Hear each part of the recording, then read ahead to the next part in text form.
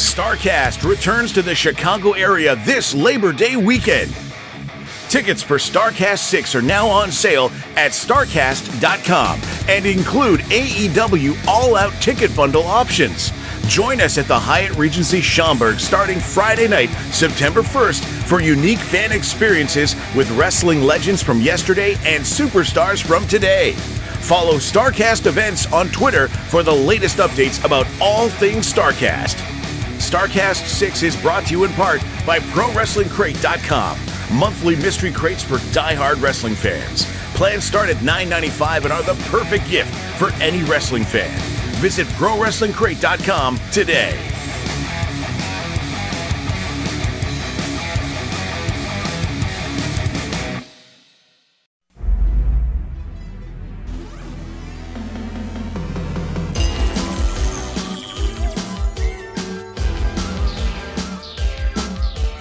The recognized symbol of excellence in sports entertainment.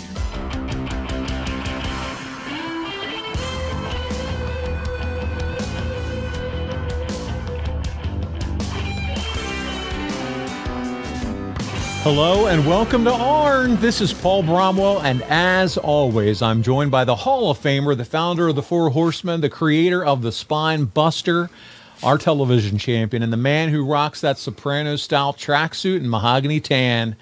Oh my God, he's the enforcer. He's Double A. He's Arn Anderson. Arn, how are you this week? Doing good. How about you? Oh man, I'm doing good. It's always good to see you, my friend. And listen, we're talking all things December 1992 this week. We had a fun show last week, November 1992. A lot going on. Eric Watts is now in WCW. A lot there. But before we jump in, as always, it's important. Our fans ask, they request it. They want to know, where can I see Arn Anderson? Where can I shake the hand of the founder of the Four Horsemen? And, buddy, you are spending 3 days in Raleigh at the Raleigh Convention Center on July 28th, 29th, and 30th as part of Galaxy Con. Fans are going to be able to get those 8x10s. They're going to get you to sign their red television titles and whatever else belts they bring. They can get selfies. Talk about how excited you are for this event. Well, I get to see our audience, the same people that listen to the podcast, and they always say, tell Paul he's doing a great job. I think we have a select, eclectic fan base who really like the behind-the-scenes part of the business and how did you get there and the travel schedule and why did you have this match versus this match and all those inner workings. That's our audience. And, hey, if you like it, guys, share it with your friends, tell somebody. We could certainly use all the traffic that you guys can give us, and much appreciated. Well said, Arn. And check us out on YouTube. You can subscribe over there on YouTube, Arn Show. And we appreciate all that you do to support the show.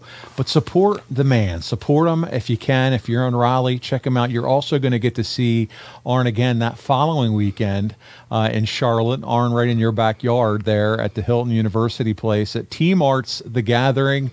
Guys, this event runs from August 3rd through 6th, and tons of meet and greets, panels, and you said it last week, Brock is going to be in action, you think, that weekend, right? I think so, yeah, and I'm looking forward to that.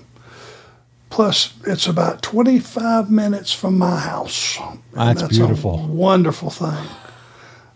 So I look forward to seeing a lot of my friends back from the day, mostly the fans who just want to, the most common comment that I get is, just want to thank you for my childhood. That's really stout and that's really profound.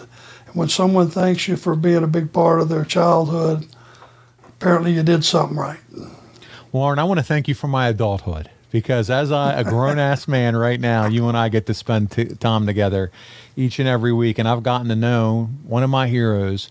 And, buddy, I'm just going to say this to you in front of everyone, because we talk a lot behind the scenes. I have so much more of an appreciation for you than I ever thought I could. I mean, I'm a big fan as a wrestling fan, but, man, you're a good dude. Good man. Love you. And it's my honor to be able to do this podcast with you every week, buddy. So Well, that's right back at you, my friend. Right back at you. Guys, he's the real deal. He's genuine, and we have a good time on the show. And listen, the research guy, just to button up what he's going to be doing in Charlotte, tells me that this event is a happening and never falls short. I think you're going to see the research guy, by the way, in Raleigh. So don't be surprised if he doesn't at least show up with a Hershey bar with almonds in it for you, Arn. So you can say hi to him for me, too. I will gladly accept. There you go. So check it out. If you live in Horsemen country, make sure you're there for T-Mart's The Gathering in August. The other thing we want to mention, ad-free shows, $9 a month, every podcast early and ad-free. The bonus content starts at 29 tier level. And Arn, one of your old pals, Kevin Sullivan, has joined the team. He's going to be releasing a show called Taskmaster Talks every Tuesday. And my goodness, he's going to join the ad-free show network and do a mailbag style show with our buddy Marcus. So Marcus is going to host that show every Tuesday with the Taskmaster. So there's tons of content over there. You're going to hear a lot of stories, whether it's about Turner's finance officer, Dick Cheatham, or whatever the case may be. Conrad sat down with him recently. You're going to find it all over at ad-free shows. So check it out. What do you think about that? Old Kevin Sullivan, Arn. Marcus and the devil. Marcus and the devil. Marcus, good luck. You're going to have some nightmares. When Shorty tells his story, you're going to be disturbed at the very least. There you go, man. It's all over there. There's something for everyone, as they say over at ad-free shows. But we're here today to talk about you, Arn, your career. We talked about November 1992 and the continuing instability inside WCW last week. Paul Lee made his last appearance at the Clash of the Champions. You have Wyndham and Pillman. They're now heels. And you began working with Eric Watts, the son of the Cowboy. And today we're taking a look back at December of 92 and what was happening in your career. And we're going to begin our discussion this week by talking about Eric. That's right, not Bischoff. Eric Watts, the son of Bill Watts. He made his debut in August of 92. Watts often wrestled in the early matches of the undercard, and he would wrestle guys like Sergeant Buddy Lee Parker, Bob Cook. You remember all these guys, Arn. Mike Graham, Mark Canterbury. Come on. Diamond Dallas Page, Scotty Flamingo, who we'd also come to know and love as Raven. Arn, you've mentored a lot of young green wrestlers and have been responsible for teaching them the business as well as how to work in the ring. But Eric not only worked with these men, but he went all over on these guys, clean, night in and night out, and did not actually have a match that did not end without him going over until November 8th of 1992, when he wrestled a time limit draw with Steve Austin. I mean, somebody wanted Eric to start off strong and hot, did they not? Yeah, I mean, there's a couple ways to look at it. If you have the ability to give your son a push, why would you do it in the face of making it so lopsided that you turn the audience on Eric? And I feel like that's what happened. Yeah. Not his fault. You know, his dad wanted to use that vehicle to give him a huge push. But you got to understand wrestling fans and what they will accept. You know, you don't. Do you ever have an NFL team go 0-16 and then go 16-0? No. Of course you don't. What you don't do is on the other end of that is you go 0-16 and then you go 8-8 and you work your way up the ladder and, you know, finally you get to that maybe, that 16-1 or 15-1 or whatever it is. 16-0 is pretty tough to pull off. And you can push and push and push so hard and so much, and the audience will just spit it out. Yeah.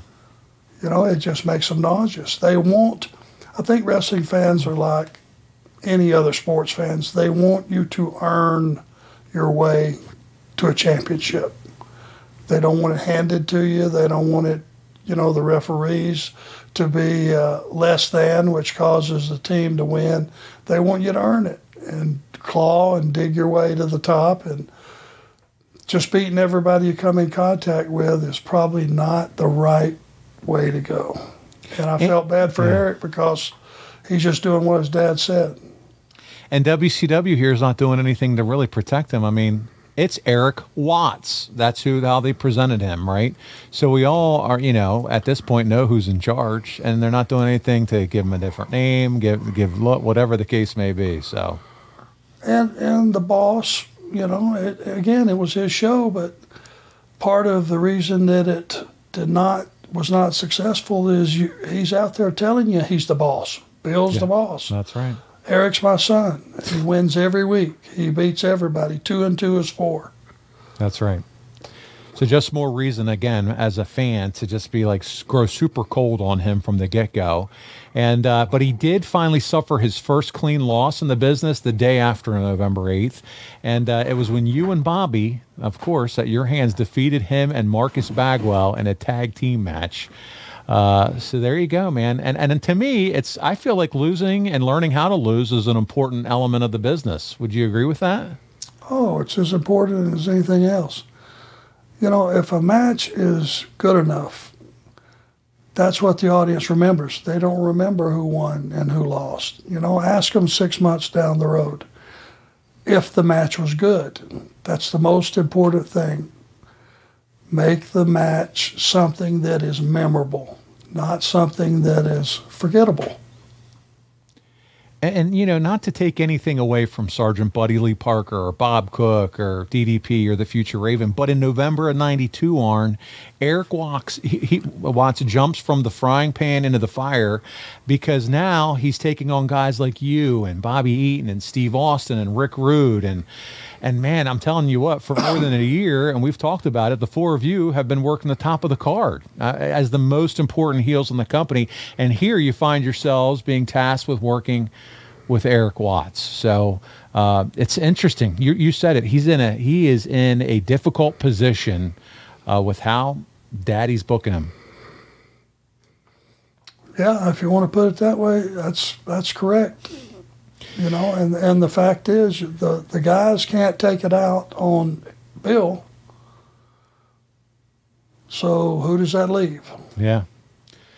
Well, Arn, in a sit-down interview with Tony Schiavone that aired on WCW Saturday night from November 7th, Eric Watts discussed his training with Mike Graham, WCW NWA Tag Team Champions Dustin Rhodes and Barry Windham, Hiro Matsuda, Kensuke Sasaki, and NWA World Champion Masahiro Chono. This segment concluded with footage of Watts training with Chono, Sasaki, and Matsuda and learning the STF with Chono. Arn, would you agree the purpose of this segment was to offer Watts legitimacy and credibility needed to start wrestling guys like you, Bobby, Rude, and Austin? I would hope so. I would hope so. It's a different look, and it's, Matsuda, I think, was well respected in the business, and I think it was meant to put some legitimacy into the hold and into the fact that he is training like everybody else. Do you remember anything, and I know we're talking a lot about Eric and Bill, and it's because he's so prevalently, the focus is on him at this point, all right? Do you remember anything as far as conversation backstage? Was it solely on Bill as far as the creative and the decision to put Eric in this position? Do you remember how you were approached about being one of those guys to help make Eric? Anything that you remember about this time period? No, Bill didn't gather us up and say, hey, I want to push my kid. Right.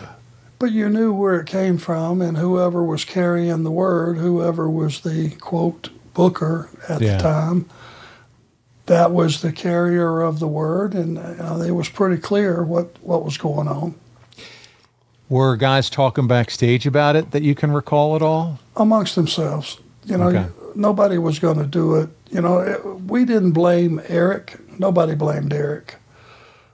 We knew it was a bad situation to be in. It was a tough situation to be in. But still, you had that, hey, I've gotten myself to a certain level. I'm established in the business. This is taking a step back. Because it's hard to, when a guy's that green, it's hard to make him look like he's not.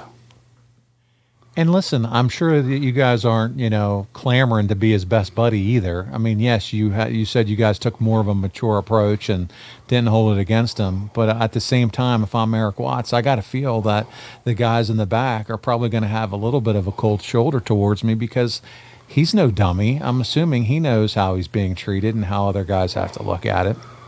Well, I hope I never treated him like that because we knew it was not his fault. I hope I never, that would be just, putting the boots to a guy that's already in a tough situation.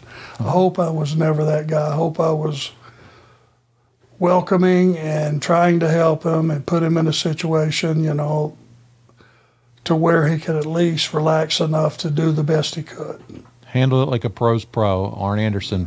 Well, listen, we have our first fan question this week, Arn. It comes from our pal, Brad Stanton. He says, could Eric Watts have worked out better without his dad being so involved? Do you think that Bill actually hindered Eric's progress and ability not only to learn to work, but also how to get over? Yes. Yeah. Yes. Yes. We'll keep going because we've spent some time here on this already. But friend of the show, Brian Haremza, he says, do you think that had Eric came in with a different name, which I just had mentioned earlier, he could have had a better chance?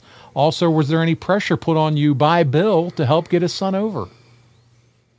Well, it wasn't a spoken word. You just knew.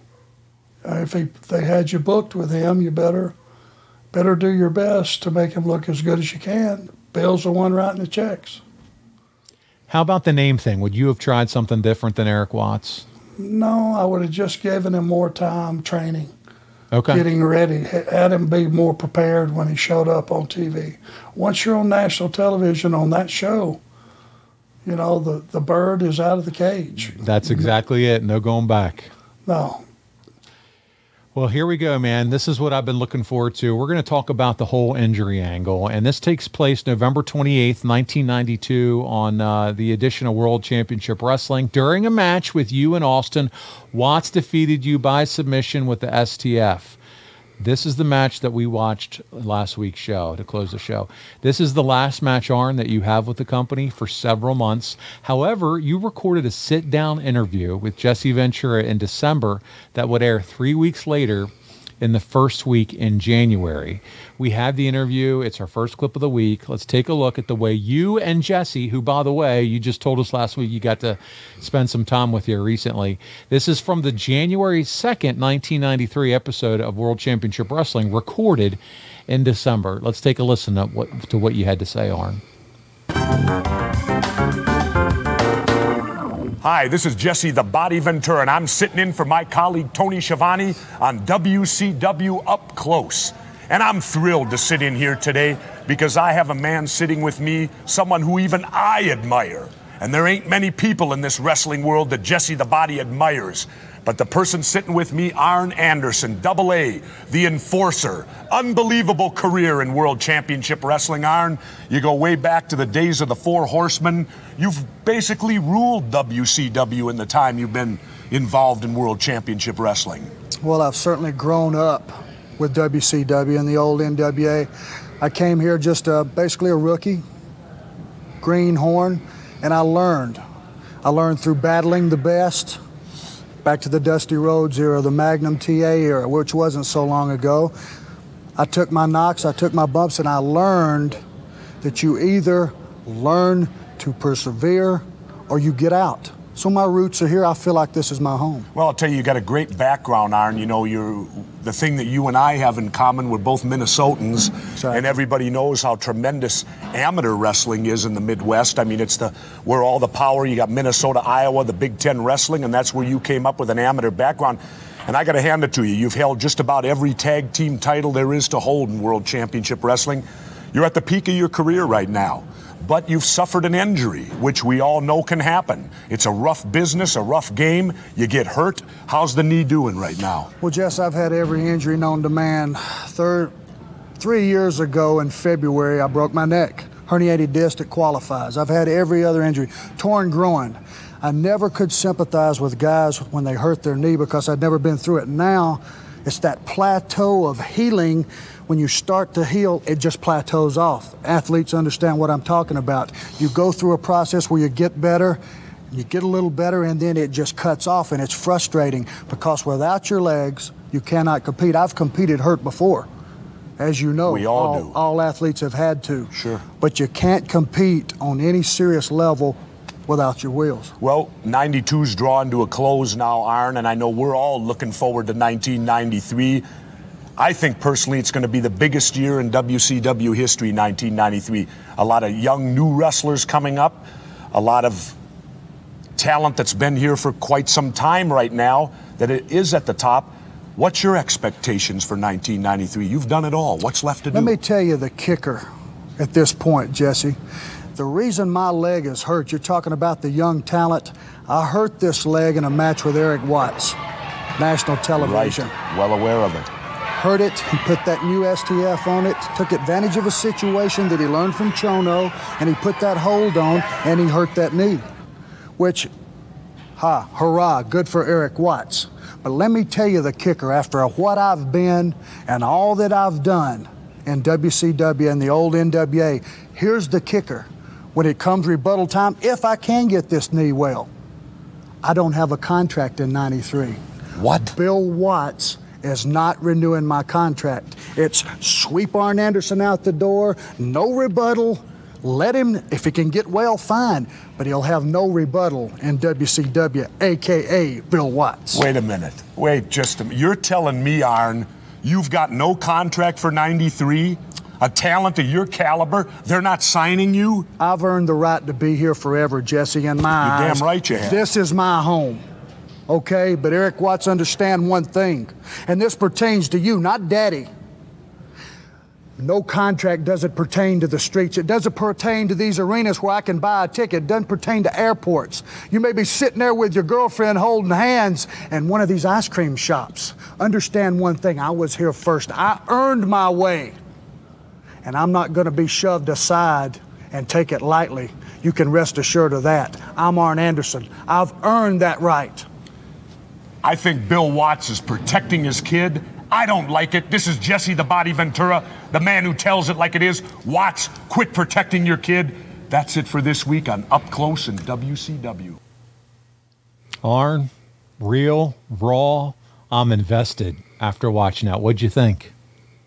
100% legitimate. Yeah. Well, yeah, I mean... You're addressing everything we just talked about building up to that clip. Without either of us having watched that clip fully, you nailed it in a shoot-style interview. Well, I mean, it's... Some of this stuff I remember crystal clear. And again, it wasn't just me that was getting picked on. Talent were being let go. They were getting low-ball offers on contracts as each contract came due. The guys were getting different deals, but they were all being cut. Nobody was getting more money. Nobody was making more money. Hey, I'd like to give you a raise. It doesn't matter your history. It doesn't matter how over you were. Your drawing ability, your working ability, your ability to talk, being a representative of the company, none of that was considered. It was just, how can we cut the payroll? And I was going to be, you know, the timing was, it just so happened that my contract was running out, and I had an injury. That's a bad combination. But the storytelling that you took us on from, hey, I was here, NWA, WCW, the Magnum TA days. I mean, that's it's all true, but it's goosebumps. I was a rookie, and you take us through the narrative of how you worked your way all the way up, then to put Eric over and how he came in with Daddy. So good, Arn, and man, deliberate, measured. This is old school enforcer all the way in a shoot style interview. This does a lot for this story, man. Well, I meant every word of it. Hey guys, need to call a quick time out here. Wanted to tell your listeners what I've been telling my listeners over at OU Didn't Know for a while now about all the cool things happening over at adsfreeshows.com. We recently celebrated the 25-year anniversary of the biggest Nitro of all time. when Goldberg faced Hollywood Hogan at the Georgia Dome. Eric, alongside the Taskmaster Kevin Sullivan and the living legend Larry Zbyszko, joined Ad-Free Show's members live to relive it. Yeah, well, you can't fire me now, so I'll tell you the truth. I don't think anything can beat that. That was the ultimate. I mean, they broke the decibel record. The roof blew off the place. It was amazing. Totally amazing. Speaking of the Taskmaster, Kevin Sullivan joins AdFreeShows.com, starting this July with a brand new mailbag series, Tuesday with the Taskmaster, answering your questions each and every week. I have over 50 years of experience in the wrestling business, and I'm happy to be on this platform with Conrad. So send in your letters. You got a question, I can go back even past 50 years, and I'm a wrestling historian. So anything you want to know, we'll try to deliver. That's just a small taste of what we got waiting for you. With 4 levels to choose from, see for yourself why Ads-Free Shows is the best value in wrestling today. Sign up now at adsfreeshows.com. And that's the difference. To me, I want to feel invested. And that those types of styles of promo, you're hanging on every word. And I hope that there are some young wrestlers in the business that, whether they see just that clip on social media, there's still a lot to learn from you, AA, and that's just a perfect example of how you can truly tell your own story and bring in the reality, even though it's woven into a wrestling storyline, but everything you said was 100% spot on. Well, you know, one of the compliments that I'm paid when I see people out and they go back to reliving these days, and when they see this, I think this falls in that category. You know, Four Horsemen had a lot of, you know, you had Ric Flair, who was over the top, and, you know, wild man. You had Tully Blanchard, who had a great interview style. J.J. Dillon are very articulate. But the biggest compliment that I get is, but when the microphone went to you, we started hitting each other in the ribs going, be quiet, I want to hear this. This guy means business. And that's what that interview just was. That's right. All business, 100% the way I felt. I care now about you and Eric Watts. That's what I'll say as a fan. And I think that was accomplished through that interview, no doubt about it. And as we just heard, man, you warned Eric Watts that he might not be safe anywhere. The ice cream parlor, it doesn't matter. And good to your word, pal. You found Eric Watts, and it's at a gas station in Charlotte. This segment was recorded at the end of December, and it didn't air until January 16th, 1993. Again, it all went down in December. Our second clip of the week, we're going to find out what happens when Arn finds Eric Watts in his backyard at the local filling station. Here we go. Back to WCW Saturday Night, standing here with Eric Watts. Eric, I want to talk about the altercation between you and Arn Anderson in Charlotte, North Carolina, that happened recently at a gas station. And, you know, sometimes some things can get blown out of proportion.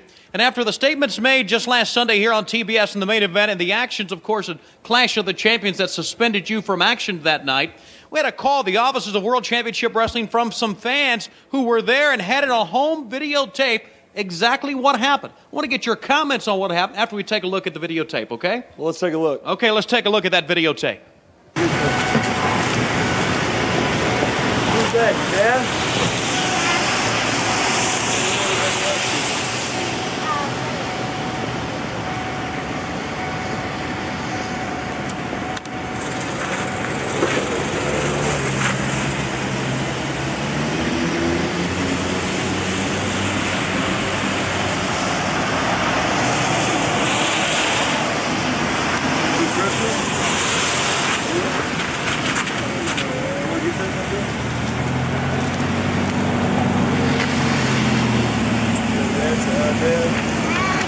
Hey, Blair. Give him a big kiss, Blair. See, ask him if you can give him a kiss.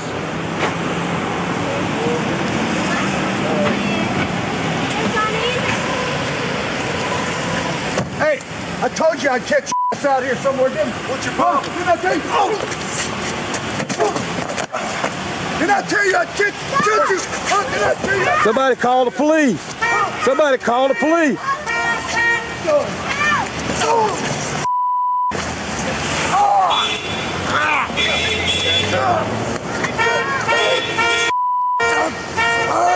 you what I tell you. I told you not to smoke on my leg.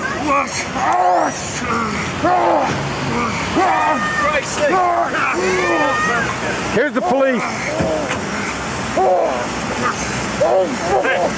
He's breaking my leg.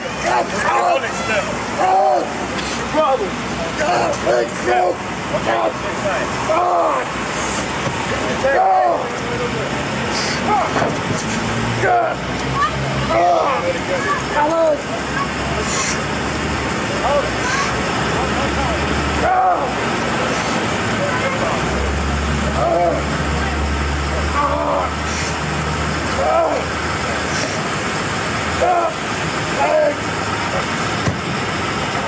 So now, Eric, as you look at that videotape, what was going through your mind at the time? Well, first of all, thank goodness for videotape so the truth can be seen. What's going through my mind is that Arn Anderson made a point that he'd come at me anywhere, anytime. He wanted to jump on, but sometimes, as you can see here, when you jump on top of someone, you can't always get off. Right. Tony, I don't get paid to fight in the streets. I get paid to fight in the ring. But Arn wanted it a different way. I'm a wrestler and I've been a wrestler all my life. Now it's a profession of mine. And let me tell you what, in any street fight or fight in the match, I'm going to get you on the mat. And once I get you on the mat, I'm going to put the STF on. And once I put the STF on, only the ref can pull me off. And in this instance, there was no referees. The only thing that kept him from saving his leg, if it's saved, is the police. Let me tell you what, Arn Anderson, anyone else that wants me, I'm an easy man to find. You can come get me. That from Eric Watts as we go back to the ring. There you go, man. As far as the, you interrupted the old meet and greet with little Susie and beat the shit out of him. There's something going on at Charlotte, parking lots, gas stations. Shit goes down at these places back in these days. Yeah, gas stations are not a safe place, obviously. Oh, man, you and the Zubaz pants come sprinting out. Do you remember this? This had like the home video feel. It was cool. This, the way it was laid out, I let the cat out of the bag. The whole thing was my idea. The one thing that we blew is somehow between Doug Dillinger who was a Charlotte police officer and was there on scene to help make sure things didn't go south. But the little girl, the dad, all that, they were just legitimate bystanders. They were not smartened up. They had no idea what was about to go down. If you look at the guy trying to pull Eric off of me, he was at a loss. He really was didn't know what to do. He was trying to pull on Eric, and he's looking for somebody to come out of the store. Here's the big faux pas. Somebody forgot to notify the cops. Get out of here. So the cops and their intervention there was all legitimate. Cuffing him and the whole night. They threw him against the car and put the cuffs on him. Yeah, I mean, it just so happened we were right downtown, almost where the police station was, and it didn't take very long. Somebody called it in right away. So by the time it got unraveled a little bit later, I mean, they were a little pissed that somebody failed to call them and let them know. But it had that air of legitimacy as far as the fighting part of it and, the intervention by the police. From the sit-down interview with Jesse to now this clip, maybe not so much Watts with Tony afterwards. He's still green on the mic. I get it. But, man, I'm in. I mean, that was awesome.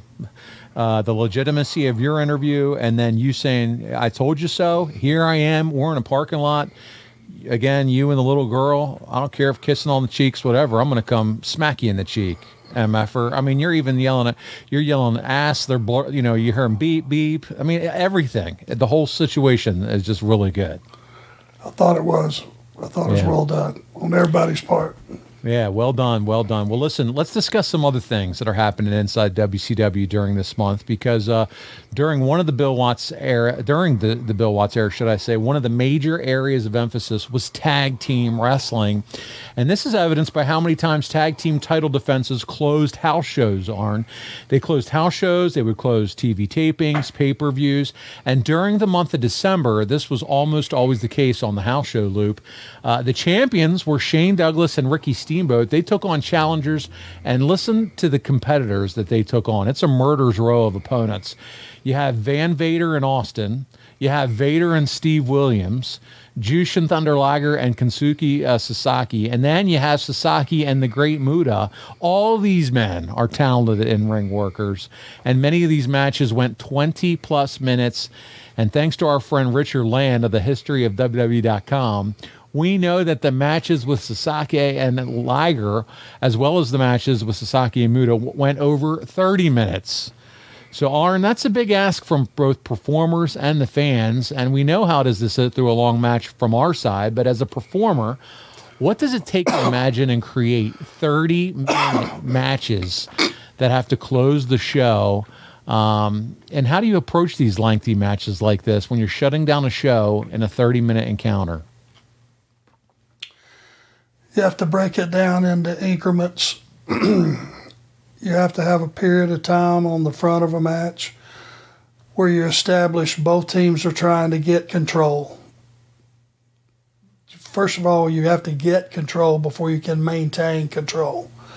So you go through that 10, 12 minutes that go back and forth and jockeying for position. Then you have, usually you will have one of the baby faces get stopped, and you'll get a good chunk of 5, 6, 7, maybe 7 minutes of heat to where the heels are controlling. They're cut off the ring. They keep a guy close to the heel corner. Then you get what you think is going to be the hot tag.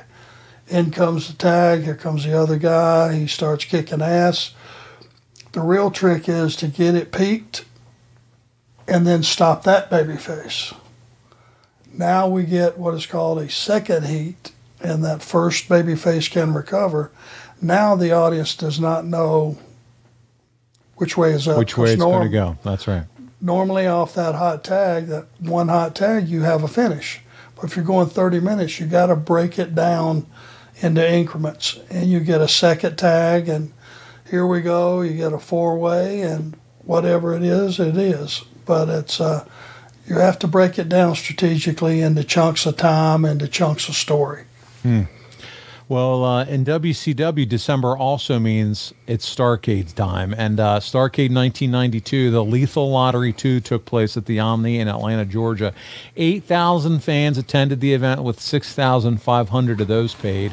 And like the previous year, one of the featured attractions at this event was a series of tag team matches that were determined by random drawing.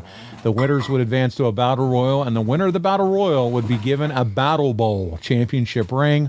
Arn, what did you think of the Battle Bowl concept and the manner in which WCW would carry it out? I have to let you down on this one. When I went home from this angle, I detached myself. For about 6 weeks, I just quit watching everything. Yeah. So I can't really comment on that. I was at a point where I really needed to clear my head and figure out what I was going to do, because the one thing that was really real is I didn't have a contract. Yeah. You know? Yep. No, I hear you. And it was probably a nice time for you just to reset, spend some time with the family. Here, we're talking December. This is right, holiday season. And I love Christmas, my favorite time of year. So, to be honest with you, you weren't throwing Starrcade on the TV. No, I wasn't watching wrestling of any type. I was just spending time with my family. There you go. Well, we're going to talk about it a little bit here. The first world title match featured the IWGP champion, the Great Muta, and he took on the NWA world champion, Masahiro Chono. Chono defeated Muta with the STF at 14 minutes, 32 seconds. Arn, for many of our fans, this was an introduction to Japanese wrestling as the two legends collided for the NWA title. What did you think of Muta and Chono as workers? Much respect. Very talented, both of them. Plus, Chono had that tremendous look. You know, if you saw the movie Black Rain, the bad guys in Black Rain, you know, the Japanese gangsters looked like Chono. Chono looked like them.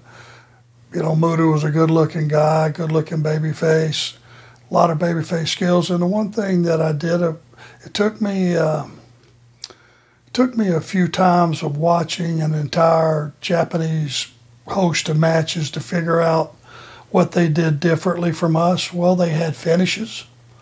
They had guys tap out. Muta would have been the baby face, and he would have tapped out to a heel submission. You didn't see that very often. That's true. In the States. You just didn't, because baby faces didn't give up. They may black out, they may pass out, but you never had baby faces usually tap out. So that was something different that they brought to America. It's kind of fun here because, you know, WCW, they have this relationship with New Japan back then, and obviously it's, you know, there's people that's it's underutilized, probably underappreciated a little bit, but now we get to see AEW and the whole Forbidden Door deal, right? Where New Japan, and how much fun is that? But, you know, all these years ago, WCW was doing some of this stuff with New Japan. Yeah, and when we would go over there, you know, you would see them working their style. We still worked American style. And the top guys like Muta and Chono and those guys, they could work either way. You know, they were that talented. So it was a learning process for me. It continually is. Today I'm learning something, Paul, as we're talking through this. You never quit learning in this business. Well, let's continue to educate you on what happened with this event, and we'll talk through and get your opinion on some of the stuff. This event featured 2 world championship matches, Arn. The first was Ron Simmons defending his world title against Dr. Death Steve Williams. I mean, my goodness, those are 2 pretty big beasts, pretty big bulls going head-to-head against one another, huh? You got a clip of that, I hope? I don't. We don't have a clip of that one. But here's the deal with that one. Dr. Death was a substitute for Rick Rude, who was pulled from the event thanks to a neck injury. So he's dealing with injuries. Ron and Rude had been building to the title match, but Rude was hurt during one of the King of the Cable matches. And in this encounter, both men were initially counted out in just over 15 minutes, but Nick Patrick awarded the match to Ron Simmons when Dr. Death attacked Simmons after the match, driving a top rope knee off his back and having to be pulled off Ron Simmons by referees. So there it is. I mean, Arn, it's a long-standing rule that concerning substitutions, the replacement needs to be equal or greater value because the fans, they're not getting what they paid for. And Rude, at this point, is one of the hottest heels in the business. Dr. Death's one of the biggest badasses. But I'm sure they had to come up with some kind of finish that was probably a compromise because of Doc being in the match. And that's got to be a challenge for, you know, whoever's putting this card together, you know. And unfortunately, it's one of the biggest pay-per-views of the year. Well, and in all reality, Doc, you know, was Doc. You knew who Doc was, but you can't replace a Rick Rude. No. It's not going to be good enough no matter how you slice it. Hey guys, Eric Bischoff here to talk to you about my friends over at SaveWithConrad.com. Are you looking to get out of debt? Conrad and his team can make that happen faster than me firing the honky tonk man. Wow. And you know that controversy creates cash, right? But you know what doesn't create cash? Credit card debt. Save with Conrad can help you consolidate high-interest credit cards and all of your other debt into one low monthly payment. They can even help you get the cash you need for home improvements or anything else. They've helped 83 Weeks listeners save $500, $600, $700, even $800 a month. Seriously, your papers are going to go down faster than Nitro ratings in 2000. Ouch! And how about this? No house payments for 2 months. That's right, no house payments for 2 months.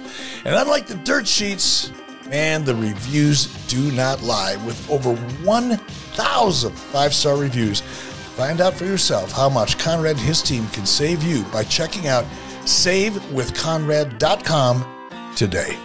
You'll be grateful you did.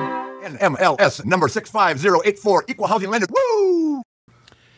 They also had the King of the Cable tournament finals, and they took place this night. This one featured Vader and Sting battling it out for the title of King of Cable. Sting and Vader go 17 minutes and 39 seconds after wrestling earlier in the evening to qualify for the Battle Bowl Battle Royal. Sting would win the match, Arn, with a power slam after catching Vader coming off the second rope. Jesse Ventura presented Sting with the trophy. And Stinger cuts a promo just minutes before competing in the Battle Bowl Battle Royal. Arn, this one was just another amazing outing for this Sting-Vader rivalry. You had a front row seat to many of their feuds. Many fans feel that Vader is one of Sting's greatest adversaries. What do you say about that? Yeah, because Vader made it competitive. You know, no matter how you slice it, he was a big, impressive guy and a hell of an athlete. And for him to go out and make Sting, which was his job, mind you, some guys that size would have felt like they had to work a lot stronger. Leon knew what his job was, and he made it happen. And he was so athletic for a man his size. It was just impressive to see what he could do with a guy like Sting that just made it. He was incredible. He could have a match with anybody. Yeah. Well, the main event was the Battle Bowl Battle Royal. The 8 finalists, here we go. The Great Muta, who won the event. Barry Windham, who was the last man eliminated by Muta. Van Hammer, one of your all-time favorites. Dan Spivey, I say that tongue-in-cheek. Sting, Vader, and Dustin Rhodes. 5 of the 8 men in this match wrestled 3 times, Arn. Muta, Windham, Vader, Sting, and Williams all had a qualifying match as well as another match before this Battle Royal. And I want to ask about this from both a wrestler and fan perspective. Why have 5 guys wrestled 3 times rather than just finding a way to incorporate other talents? Don't you think that fans could tend to grow a little bit weary of seeing the same guys in one night? I'm sure of it. Yeah. Each time they see you, the reaction is less and less and less. And it should have just been tournament style, and eliminated its way down, and you have a championship match, and that's it. Those, you know, not a big fan of battle royals. If you've seen one, you've seen them all, pretty much. The one, and I guess you don't even call it a battle royal, but I do enjoy the Royal Rumble. I'm a Royal Rumble fan, and but I feel that's different than a battle royal. It is. Yeah. It is. All right, good. Well, listen, I'm going to put a bow on the Starrcade discussion, but I have to mention this because this pay-per-view, Arn, is one of the last ones that JR, Jim Ross, called action for WCW. He has a falling out with the company after Eric Bischoff becomes his boss and will move on to the WWF, making his announcing debut at WrestleMania 9.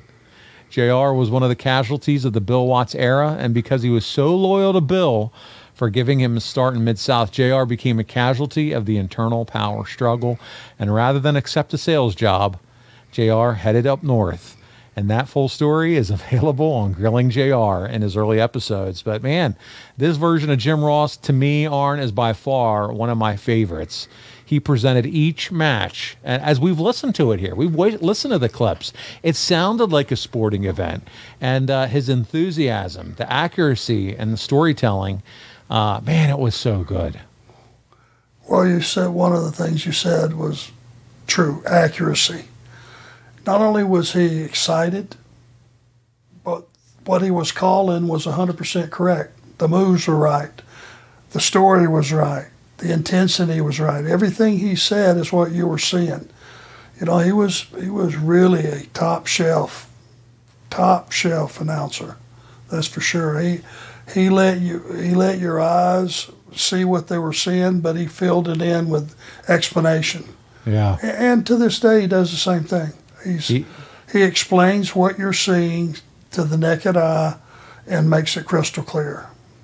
I hope fans truly have the appreciation they should. Wrestling fans that enjoy good wrestling and enjoy good commentating really appreciate JR for what he brought, because they broke the mold with Jim Ross. There's people now that put his sound bites to everything, whether it's video games, whether it's, I don't care what it is. He just was so damn, especially in the Attitude Era, so entertaining on some of the calls. And for the listeners who might not know, JR, he goes on to work for Vince. He's fired. He's hired back thanks to the steroid trial, and then goes on to work with Jerry the King Lawler to become one of the most recognizable commentary teams probably in wrestling history, Arn. Sure. Yeah. Sure. I mean, they became characters, and they were as much a part of the show as anybody. His some of his larger contributions, though, were also with talent relations. He assembled all-star teams, if you think about it, for the WWE. I mean, you know, Arn, for talent like yourself, how much does it hurt the product to lose WCW at this point someone with the talent of Jim Ross? Well, I don't think he had achieved what he would have achieved yet.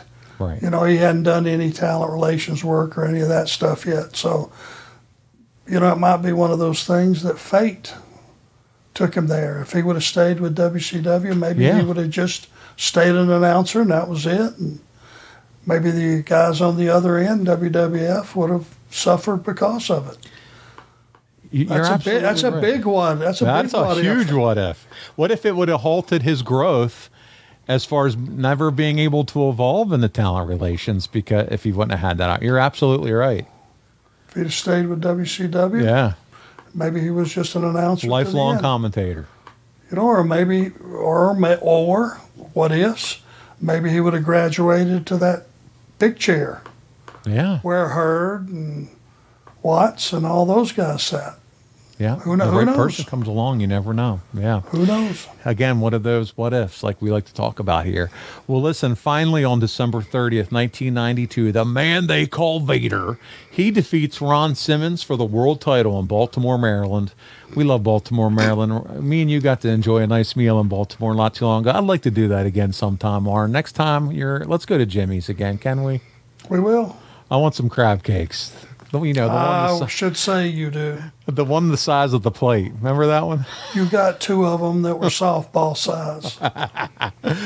Well, listen, we're in Baltimore, Maryland on this night. It's the site of where he lost the title to Ron Simmons in August and began his reign that lasted until Starrcade 93. 93 is arguably Vader's most significant year in wrestling, by the way. The research guy often compares Vader's 93 to Flair's 89 in terms of how good each was and how they made their opponents.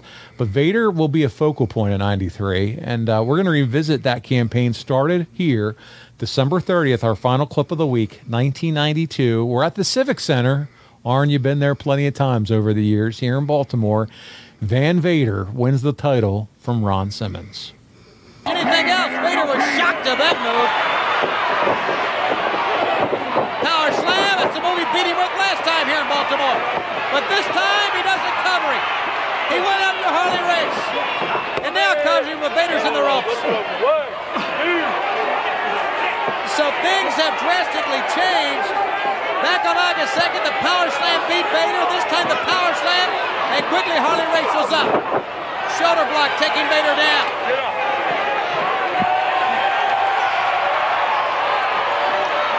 One more time, Vader moved out of the way.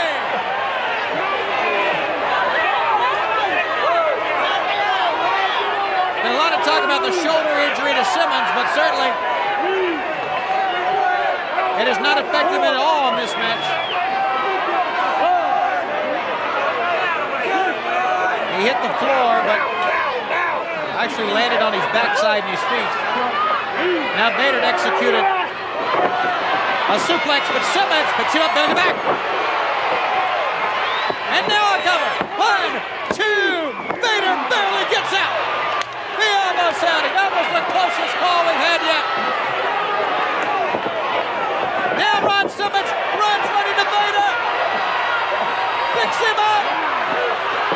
Shoulder breaker. Shoulder breaker. 1, 2. It's over. There it is, new champ. And man, how about that power slam when we first started watching that clip? It was smooth as anything I've ever seen for a 400-pounder.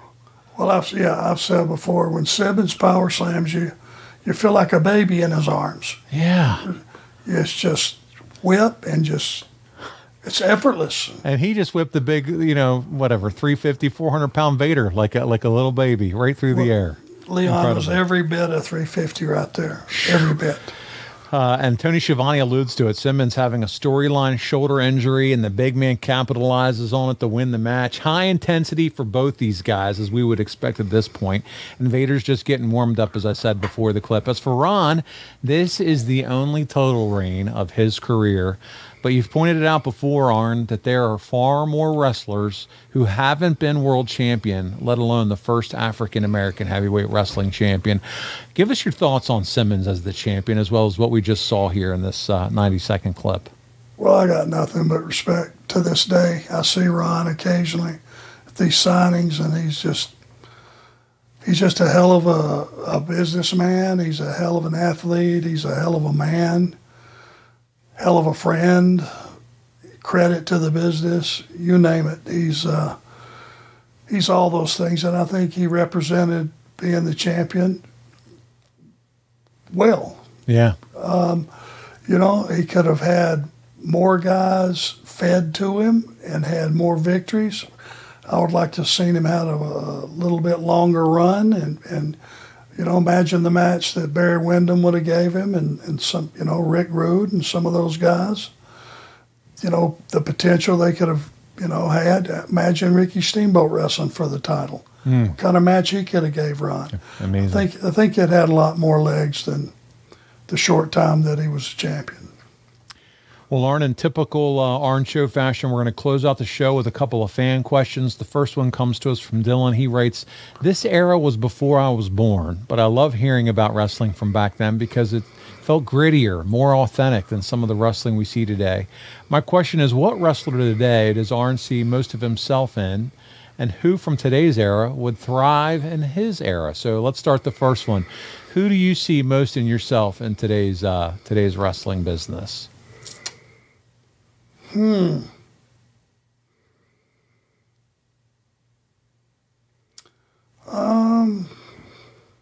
God, that's a hard one. What do you think, Paul? Who would you say? Good on the mic, kind of that enforcer style, the guy you send in.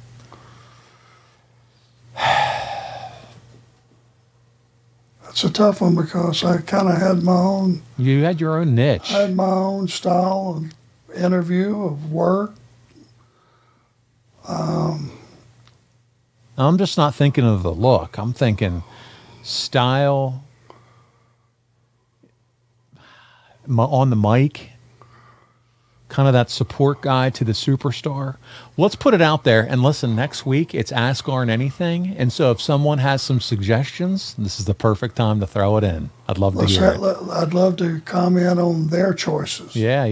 Let's do that. The audience. Let's do that. I like that. We can stop the mental exercise and let them do it. That's a great question, though, Dylan.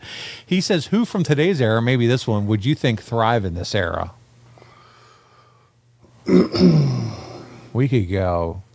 I'll go from my era that would thrive in this era? No, who from today's era would thrive back in this NWA, WCW era of time? I know you got somebody for that. Oh, I mean, come on. Danielson. I think Moxley. These guys are wrestlers, mic guys. I think of... Yeah, of course. Yeah, I mean, there's a number of guys. Cesaro's, again, just a wrestler's wrestler. And we're just talking AEW. That's the company that you work for right now, so that we'll just stick to there. But I think there's a lot of guys on that roster that would fit there. You look big fan of Power. Let's see, Powerhouse Hobbs versus Ron Simmons. Oh my God, Powerhouse Hobbs. Yeah, he's one of my favorites. FTR would fit in any. They would fit. Hello. Yes. Anywhere from probably 1980 on. Yeah, their style works. It's just a style that works. Doesn't matter what era. Only because I'm not familiar with the 70s. I haven't, for whatever reason. But from 1980 on, those guys would fit any scenario anywhere. I wouldn't mind seeing Samoa Joe tear it up with some of these guys back then. Joe is like a modern Vader. day Wahoo McDaniels. Yeah, see him against Vader, maybe. Or Wahoo. Wahoo's a Yeah. good one. Could you imagine those two chopping each other? Yeah, I mean, they would slug it out, buddy. And Wahoo's a tough man, too. That's a dream match. Wahoo and Samoa Joe. Yeah, more I think about that, that would be awesome. That will be awesome. Great question, Dylan. Love it. Megan asks, and an interesting question considering all the start and stops that you had during this time period. If you had the opportunity to recreate your gimmick, what would you be? Anything? Pie in the sky. Guaranteed success. You could be something different than Enforcer. Would you choose something different?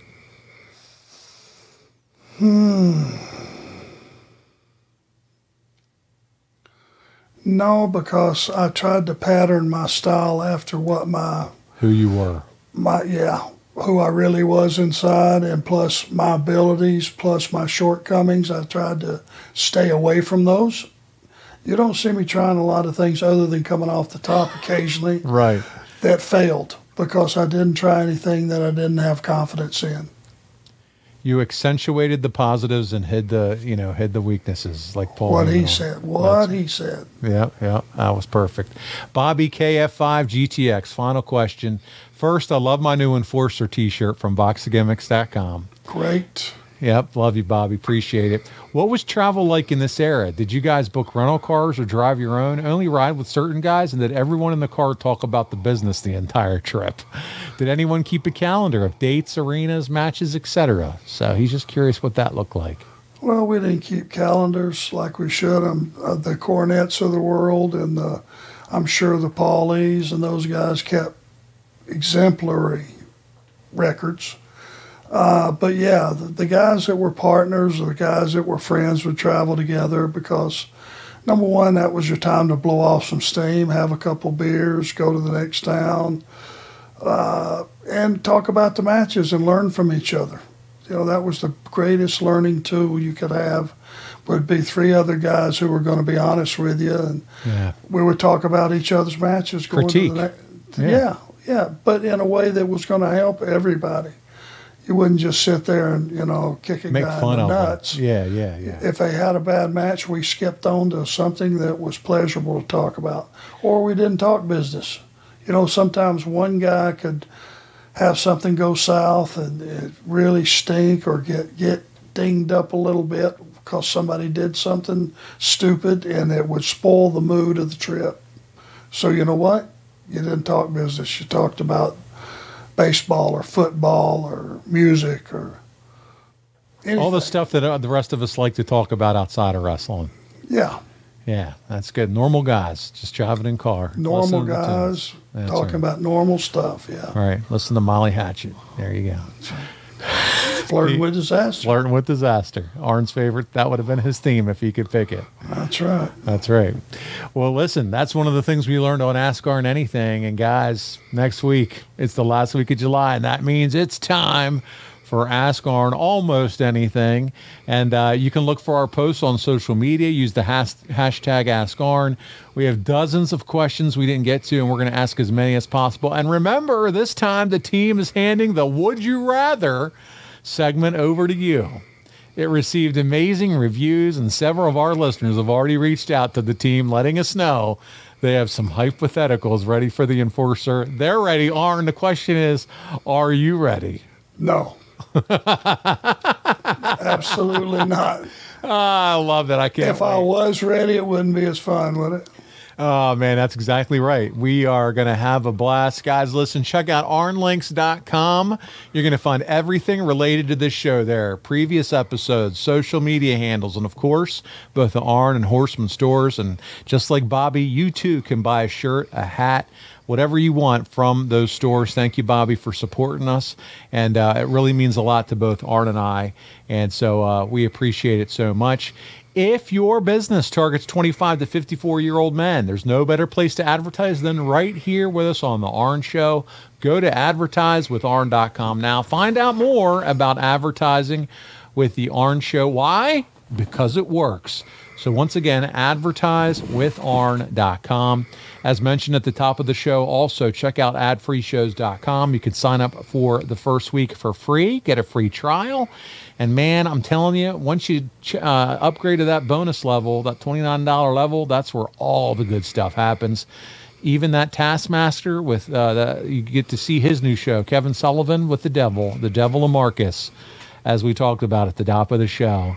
And we were hoping that Marcus survives. I'm sure he will, Arn. We appreciate everything he does with this show. Well, Arn, thank you so much for doing it with me this week. Thank you, buddy. It's always a pleasure, and thank you to our audience. Hope we're giving you what you want. We're doing our best, and thank you for supporting us, 100%. Guys, make sure you go check him out. We've told you where you can find him, and make sure you go see Arn on the road as he travels around and makes his appearances on behalf of the Hall of Famer, the founder of the Four Horsemen and the creator of the Spinebuster, Arn Anderson. This is Paul Bromwell, and we'll see you right back here next week on another episode of Arn